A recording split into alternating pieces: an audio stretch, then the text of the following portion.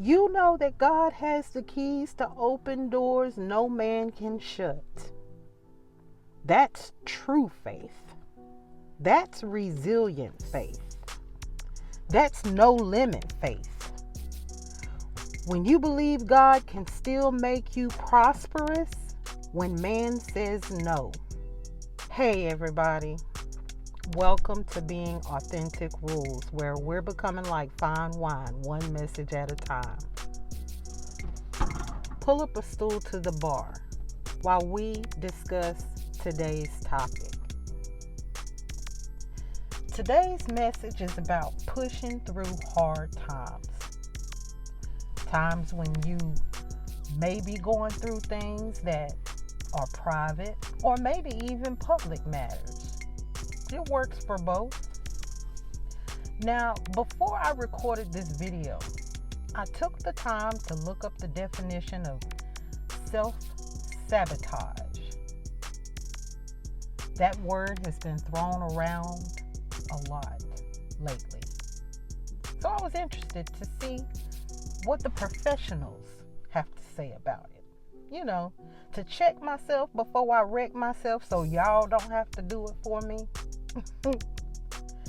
And because I wanted to make sure that I hold myself accountable and that I'm prepared for whatever comes my way after I release this message. So, in my research, I found a website called betterup.com. And on this website, they gave 5 ways to keep you from self-sabotaging. I'm going to list a few scenarios to accompany their ways to prevent self-sabotage. In my opinion, these are situations that you should just tell yourself immediately, I may have to push pass. You know, like they say in the street, sometimes they say puff pass. Well, when you need this, you can push pass. Number 1,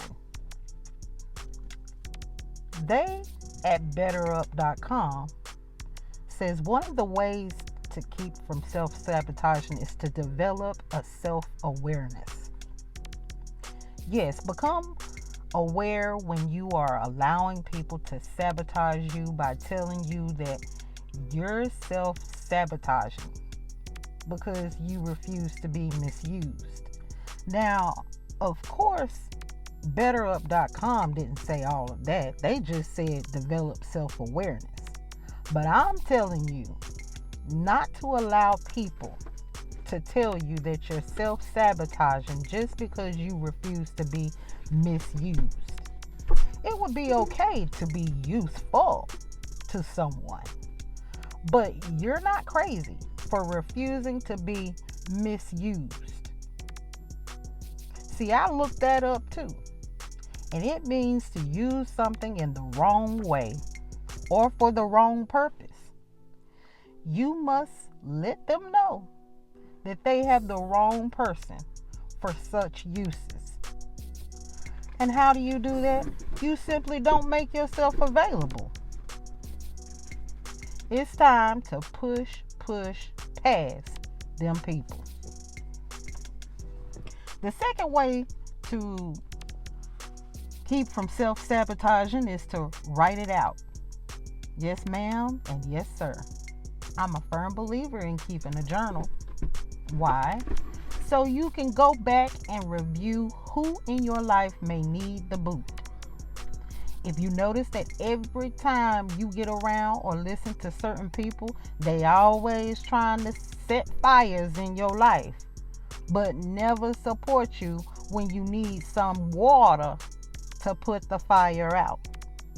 It's time to push past them people. Always be open to good advice, but sometimes people will try to bake your cake without having all the ingredients. They may have the flour and the sugar. maybe even the eggs, but no baking powder. They may not understand why the cake didn't rise. So, you can't listen to everybody, even when you know they mean well. You have to push past them people. The third way to stop self-sabotaging is to create a plan and do it. Yep, I strongly agree with this one too. When you create a plan and write it down, you can use it to hold yourself accountable without involving other people. Why not involve others? Well, for two reasons. Number one, it's hard to know who to trust these days, and you may not have anybody but God to do that with at the moment. And number two, it keeps people out of your business. You don't have anybody to talk you out of doing what you have prayed over doing. As long as you've got God's approval, you don't need nobody else's. It reminds me of one of my favorite gospel songs.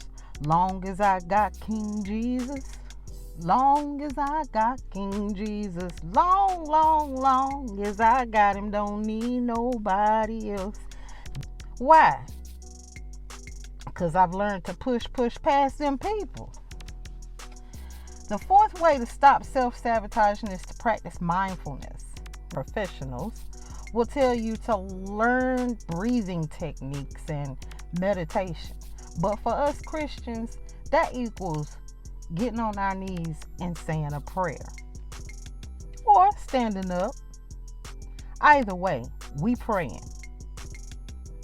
See, we can go to God about anything, anywhere, anytime. And know He's right there listening to us. We can pour our hearts out to Him. That's what He wants us to do. We can be real with God. We can be real about our tears and our fears.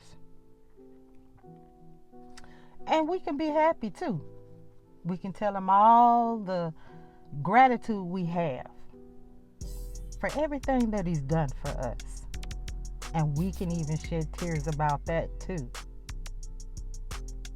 He's there for it all. The good, the bad, and the ugly.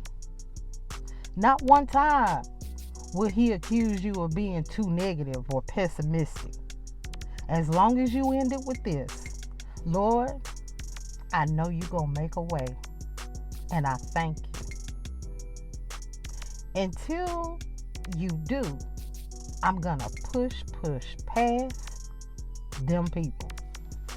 That the website says not to self-sabotage is to communicate. Now hold on. Wait a minute. You can't just tell anybody and everybody your business. They say to tell people what you're afraid of. They say that sharing your goals is beneficial. However, you cannot tell just anybody your fears or your goals. Definitely not on social media.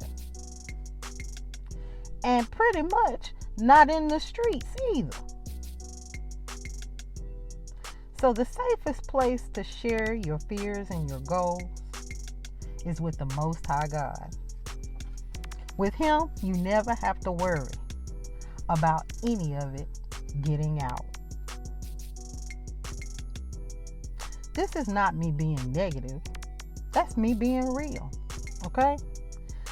However, I do think you should communicate your truth, even if that means being silent.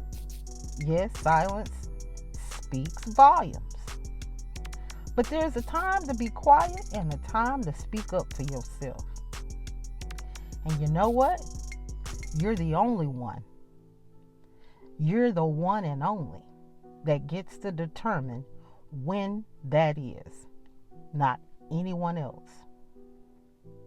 When they try to do that, You have to push past them people. Well, friends, that's all for today. Thank you for being here. If you feel led to like, comment, share, or subscribe, don't let the enemy stop you. Until next time, I love you and keep sunsetting the bar.